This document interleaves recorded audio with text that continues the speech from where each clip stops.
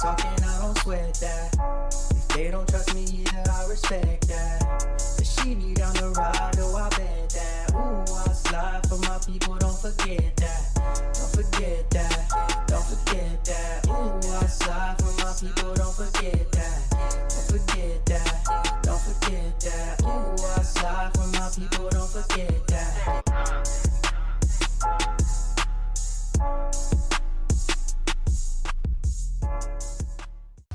Yo, what's up?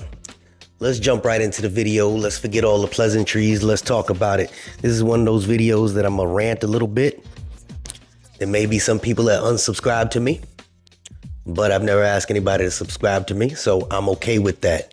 This is one of those real videos where about 50% of you are gonna 100% agree with me, and the other 50% are gonna get offended.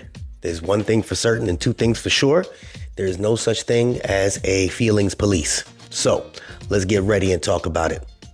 As you clearly saw, there are machines that are there that they are still test running and using test phases for when it comes down to the mail handlers. Did you notice that there was one mail handler there loading up these machines and letting the machines go and do what they need to do?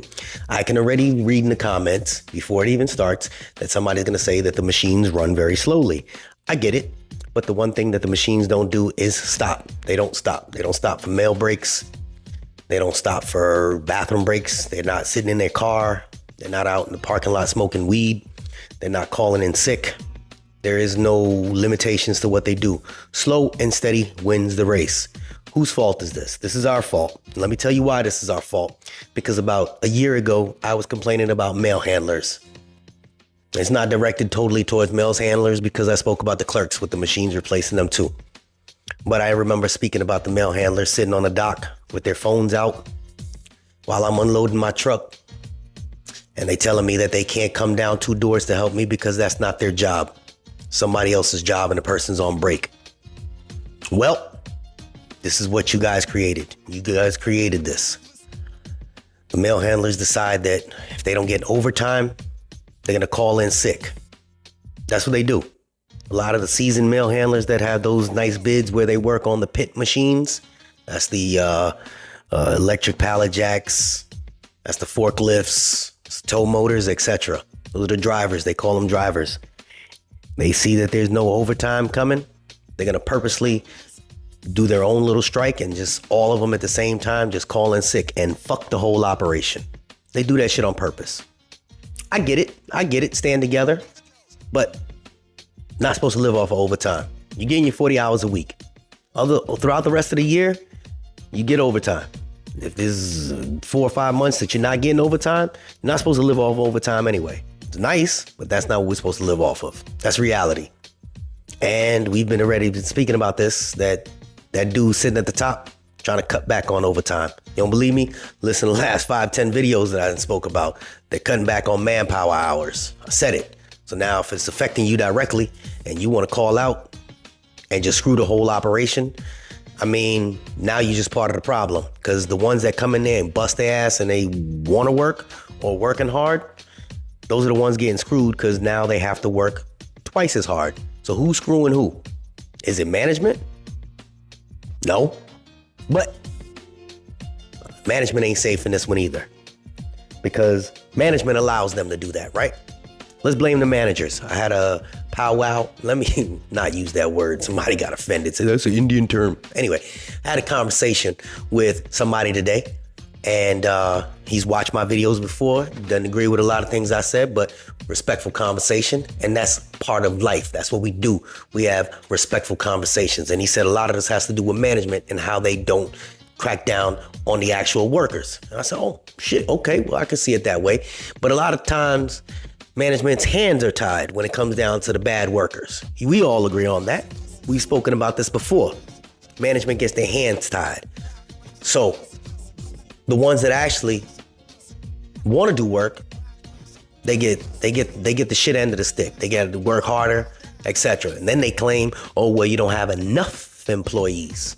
Well, there are enough employees if everybody showed up to work. That's truth. It would blow your mind. every one of you right now, if you're still watching, it would blow your mind. Out of the 650,000 people that work for the post office, as you know, on a regular basis, how many people actually call out in one day?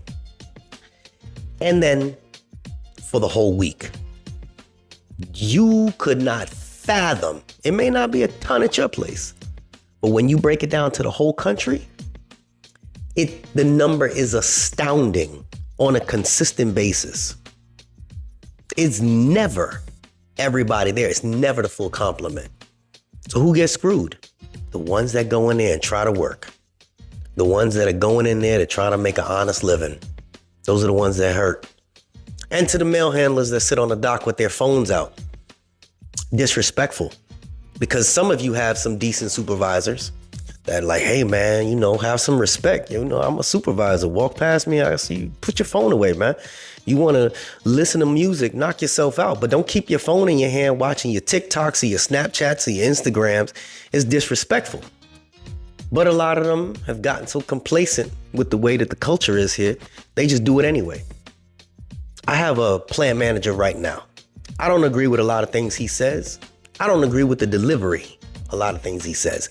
I understand a lot of things he says, though. I do, because it's disrespectful. Because the chain of command is the supervisors dealing with the workers directly. Those are the foot soldiers they got to deal with, right? Then you got the supervisors that interact with the foot soldiers. Then you got the managers that are above the supervisors. Hey, you go, well, watch your area, man. What's going on with your area? Why you got all these people out there? Every time I walk past, you got 3 or 4 people that are always on their phone. What's up with that? They ain't got no respect for you. So if you even have a good supervisor, and because they're nice to you, you still take advantage of them, now they're about to get written up. You know why they're about to get written up? Because their manager is getting the heat from their manager. So it's a trickle-down effect. All because one person want to sit there and walk around with their phone and they can't let their phone go. You know what other places don't allow shit like that? Go to UPS. Go to Amazon. Fuck a UPS. Go to Amazon. See if you can even bring your phone on the grounds. A lot of that shit, they put it, you gotta lock them up in a locker. That's what happens. Some people can't detach from that piece of device. And there's no common sense with that, because the ones that can't detach with that device, oh, it's slow. If it's slow, that's when you take your break and do that. If you got so much going on, you ain't doing no business on the side. You just over there just trying to be nosy and watch what other people doing. I love the phone because it's a computer at your hands. But at the same time, it's such counterproductive piece of equipment because it hurts everybody and everything. That one phone creates a domino effect. Phones have taken people's lives, and I know this for a fact because I teach safety. People that keep their phone in their hand when they're driving. I have videos that I show every single class. Carriers not paying attention. They look up, boom. Crashing into shit, crashing into people. The phones. Fuck driving though. Let's talk about the mail handlers. Let's talk about the clerks. Talk about the people at the plants. Let's talk about the people that are sitting there consistently disrespecting the job. Fuck the supervisors. Disrespecting the job that you have. By not giving a fuck about the job, you have created the eyes being pointed at you now. For the ones that work, now everybody is watching the whole area, the whole department. So let's say you working at a station and you got clerks working at the station and you got clerks that just never do their job, or they don't throw right, they don't sort right. Now somebody's up top saying, well, how come your specific station isn't producing the numbers that other stations do? You've created somebody to stop what they're doing, look at the data that you have inputted by your scans or lack thereof to watch you now. So the person sitting up top says, man, you gotta get your place in order. They're telling that to the postmaster. The postmaster's looking at their managers and saying, hey man, We got to get these numbers up.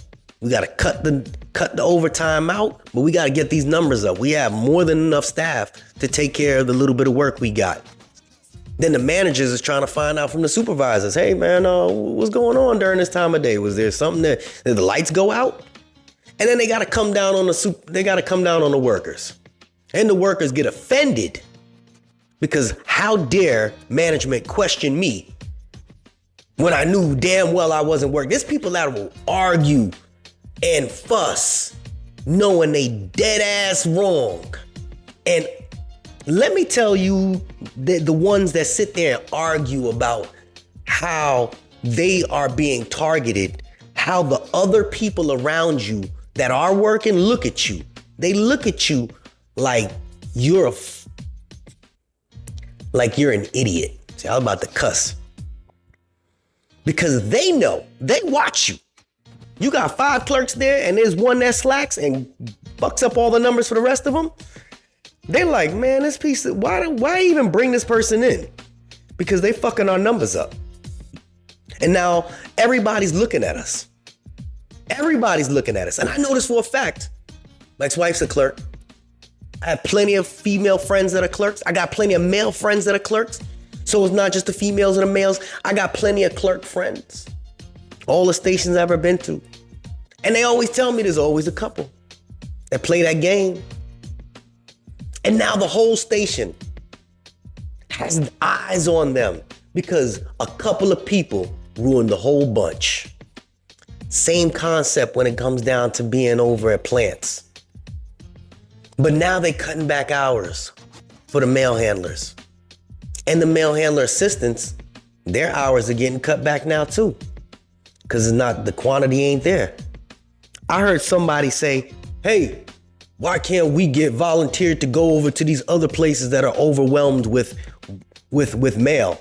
They don't ever ask us to go over there. Here's the truth behind it.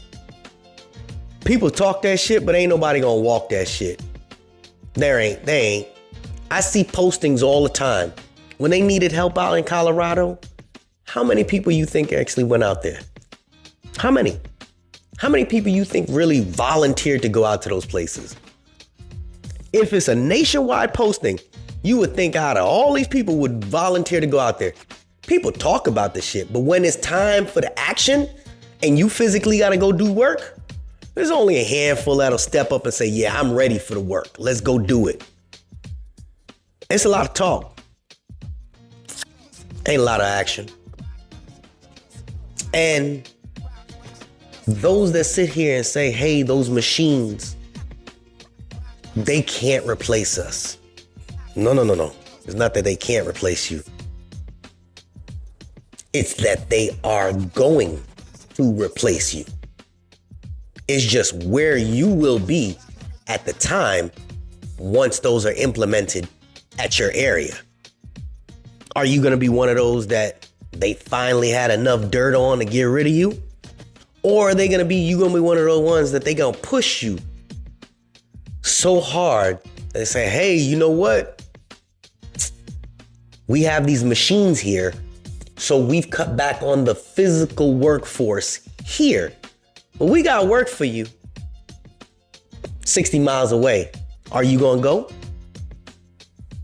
You're not going to go. You're not going to go. He's forcing people out. He's doing it to managers, doing it to supervisors. He's doing it to postmasters. He's doing it to everybody. Where are you going to be once this stuff kicks in? Because all we do is sit here and bitch, moan, and complain. And there's so many of us that are hard workers that actually work hard. But then you have a handful that mess up for the whole crew. Those people that do their bang bang, they do it in all the plants. I know this. I got people in all the plants. And they plan it out. And that's cool. That's cute, I guess. But who is it hurting? Who's it hurting? How many times can you do that before they say, you know what? We got you figured out, cousin. How many times can you still continually pull your ace card out and think that they ain't got nothing to beat it? This is us fucking us. Excuse my Francois. But this is us destroying us from inside. That's reality. Okay? We sit here and blame the managers for everything. At the end of the day, the managers were us at one time. The managers were your people to your right and to your left that eventually got promoted. That's reality. So when we get faced with the adversity of figuring out, damn, they about to move shit and open shit up in like 2 months. I don't even know where I stand with this company at this point. You can't even depend on your unions to give you this information. I did a video speaking about those places that are closing down, and you heard what he said. Hey, USPS spoke to union presidents and let them know about the upcoming changes. How many unions came to you and said, hey, these are the upcoming changes? Y'all find out through the freaking grapevine. This place is moving at a very fast pace. This is not a scare you video. This is not a hate on anybody video. This is a reality video saying, wake up, stop screwing ourselves, because the ones that are the bad apples that continually screw us are hurting the ones that actually want to work. Because it don't take a lot to screw a whole organization. So if you got 100 people and 90 of them are great workers and only 10 bad apples, those 10 bad apples create a bad rapport for the whole operation. That's reality. And it's almost impossible to get rid of those 10 people because of the culture. But somebody's playing chess while we playing checkers. Somebody got that chess piece that's gonna set everything straight. And whether we like it or not, it's happening. I hope this rant didn't offend anybody, and if it did, I hope this rant didn't offend y'all. Already know how I feel about that. This is not Jay as a manager. This is not Jay as a truck driver. This is Jay as a real person. Y'all gotta get it together, man. Y'all gotta get it together. And I know a lot of mail handlers watch me in my building. Yes, you. Yes, you. Yes, you. Wake up, man. Wake up. Shit is getting played out. I'm out. Unexpected expenses stressing you out? Get the money you need now with Loans for Feds, a program designed specifically for federal employees. Bad credit is not a problem. Application is fast and easy with same-day approvals. Apply now.